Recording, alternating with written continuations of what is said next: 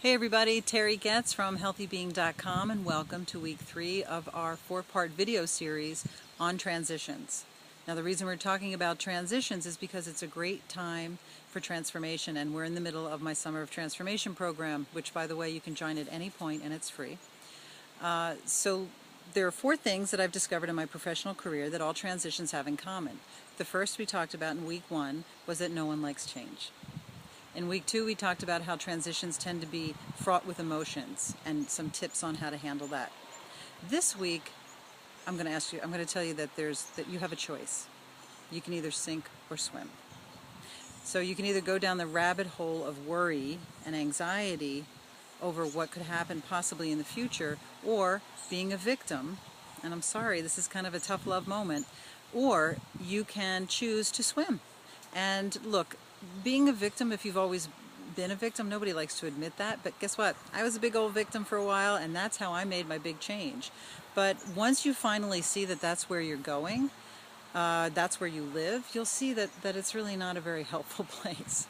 So it kind of is indulgent. You know, we indulge in these feelings because they feel comfortable, and because we talked about that in week 1, you don't like change, we tend to fall back into the same habitual response. So think about, what is it in your life that tanks you? What makes you sink? Look at the people you hang out with. If you hang out with negative people or people who kind of keep putting you down, you're going to not change. You're going to stay the same way and you're not going to be very happy. Now, I'm not saying that you can push everyone out of your life who's negative. There's some people we are connected to who we simply cannot do that with. And you can have conversations with those people, of course, and you can limit your interaction with them, or you can cut your attachment a little bit, or your attachment to what they say. But the truth is, we tend to hang out and be like, we tend to be like the people we hang out with. So hanging out with upbeat, higher vibration people will allow you the benefit of being in a positive state of mind and therefore creating a better future. So really look at the people you're hanging out with. Are they sinkers, or do they help you swim and buoy you up? Also, think about some of your habits. During a transition in the past, name a couple of things that did not work so well for you. Write it down. And name some things that did work for you. And write those down. And really look at them with a hard eye, and decide what you're going to do this time. What are you going to do differently? What are you going to do that worked for you last time? What makes you swim? And what makes you swim is doing things that feel good. If it feels good, not indulgent in old patterns, but if it feels good in your gut, then it's the right thing to do. So maybe it's a day when you're working from home.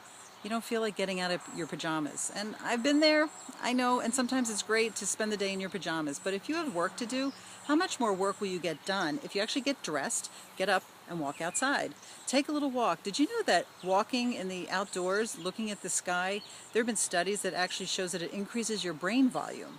So do something that feels good. Do something good for yourself. And if you want to change, you got to change some of those habits you have. So this is sort of a tough love lesson this week, and I hope you apply it, and I look forward to speaking to you next week. And I just like to remind you to go to the website, healthybeing.com, and sign up for our Summer of Transformation if you haven't done so already. So thank you. Have a blessed week. Take care.